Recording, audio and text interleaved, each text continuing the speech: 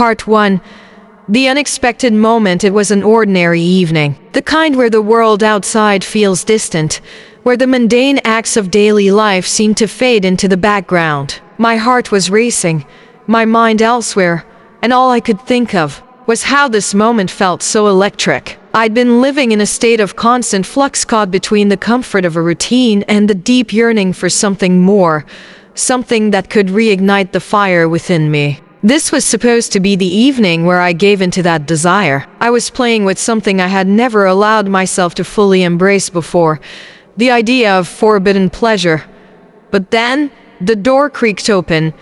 I remember it like it was yesterday, the sound of those old hinges echoing through the silence of the room. It wasn't supposed to be like this. The house was supposed to be quiet, my secret safe within the walls of my own sanctuary. But then he entered, my nephew, unexpectedly, completely unaware of what was happening. His innocent face, the purity of his presence, was a stark contrast to the chaos swirling within me. The moment we made eye contact, everything changed. Time stood still, and my heart sank into my chest. I knew what I had been doing wasn't right, but I couldn't take it back. The emotions, the confusion, the rush, it was all still too fresh, too raw. Part 2. The guilt, the fear, and the realization. His eyes, wide and uncomprehending, didn't understand the shift that had just occurred. And then, the questions began, simple, innocent questions. "What were you doing, Uncle?" The words hit me harder than any accusation ever could. There I was, trying to navigate a situation where emotions and decisions were clouded by desire. Yet I couldn't answer with the truth. I couldn't say what was really going on inside me. And for a moment, I felt as though I was drowning in guilt. Every choice I had made, every step I had taken toward this forbidden path seemed to echo in my mind, replaying over and over again in a loop. But as my nephew stood there, waiting for an answer, something inside me snapped into focus. What had I done? Was this the life I wanted to lead? One of fleeting moments, chasing something that never truly satisfied? I could feel the weight of my own actions, and suddenly, the walls of the room, the one safe haven, felt like a prison. The more I tried to compose myself, the more I realized how deep the situation had gotten. The stakes were no longer just about me and my choices. They involved those I loved, those who trusted me. Part 3. Confronting the heart of the matter. I don't know how to explain it, I muttered, trying to mask the truth behind vague words. But my nephew was persistent. He wanted an answer, and in that moment, I knew I had to find the courage to face the reality of the situation, not just for me, but for him too. "You've always told me to be honest. So why aren't you now?" he said, his voice tinged with confusion. That's when it hit me, the true nature of this moment. It wasn't just about an infidelity or a misplaced decision. It was about trust. It was about the example I was setting. It was about the people I was affecting with my choices. My nephew, in his innocence, had just uncovered something I had been trying to ignore for far too long, the lack of integrity in my own life. But could I change? Could I fix the damage before it was too late? The thought lingered in my mind, and with it, a terrifying realization. What if I couldn't? Part 4. The emotional spiral and the aftermath. As the evening wore on, the weight of my actions continued to consume me. The guilt, the shame, the fear, it was all too much. I couldn't stop thinking about how much I had risked, not just my reputation, but my relationships, my sense of self. I had been playing with fire, thinking I could walk away unscathed. But the truth was, the consequences were inevitable. What followed was a blur. My nephew eventually left the room, his questions still hanging in the air, unanswered. I was left alone with my thoughts, battling an internal war that felt like it would never end. But somewhere, deep within me, I knew this was a turning point. I couldn't go back to who I was before. I couldn't pretend that this situation hadn't changed everything. It was as though the universe was forcing me to face the uncomfortable truth about my own behavior, and in that discomfort, there was no escape. Part 5. The decision. In the days that followed, I found myself reflecting on the events that had transpired. The guilt didn't subside, But something shifted in my mindset. It became clear that the only way out of this mess was to confront the source of my problems head on. I couldn't keep running from the truth or trying to justify my actions. It wasn't about blaming others. It wasn't about seeking sympathy. It was about taking responsibility for what had happened and, most importantly, making a commitment to myself that I would never let this happen again. Part 6.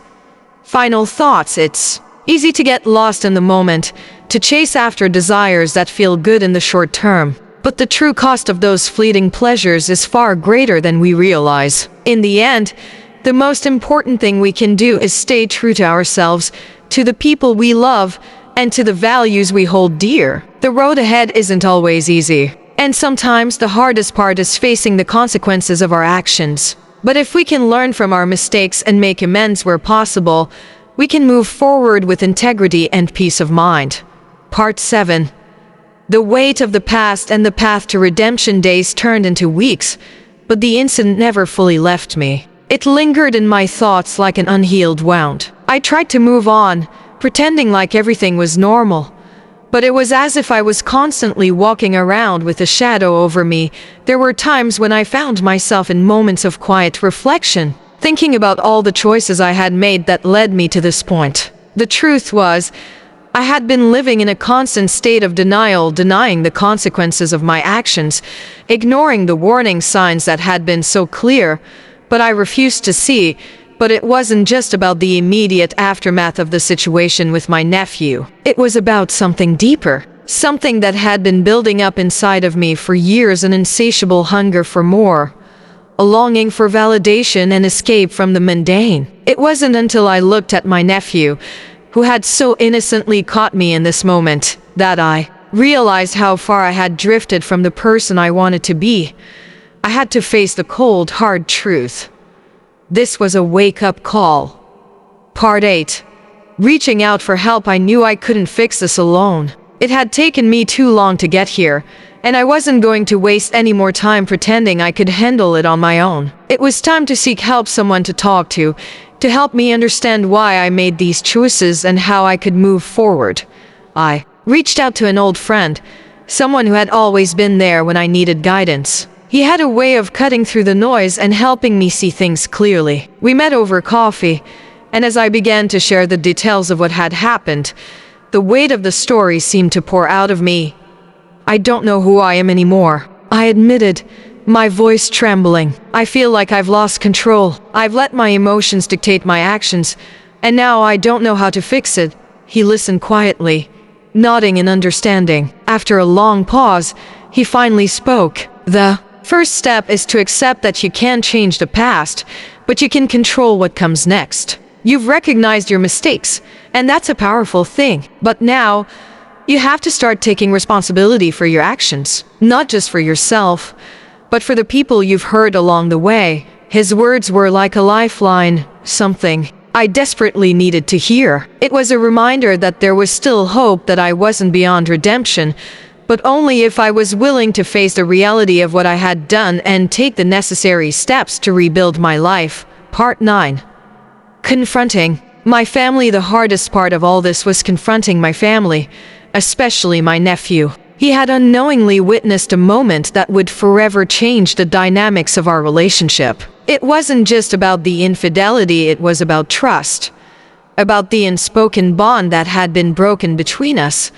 I gathered the courage to speak to him one afternoon. I had no idea how he would react, but I knew it was the right thing to do. We sat in the living room, and I began to explain, as best as I could, what had happened. I know you don't fully understand, and I wish I could take back that moment. But what I want you to know is that I'm sorry, I said, my voice shaky. You deserve better than that. I failed you, and I failed myself. He didn't say much at first, just sat there quietly, staring at me with an expression I couldn't read. And then, after what felt like an eternity, he finally spoke. I don't get it, Uncle. I don't know why you did it, but I trust you, he said simply. I just want things to get better, for all of us.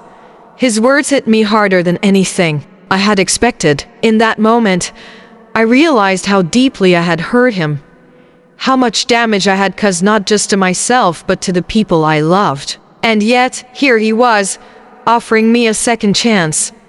Part 10. Rebuilding trust and self-respect. Rebuilding trust is never easy, and it's something that takes time. I knew this wouldn't be a quick fix. It would require patience, understanding, and consistent effort to prove that I could be the person I once was, the person my family deserved.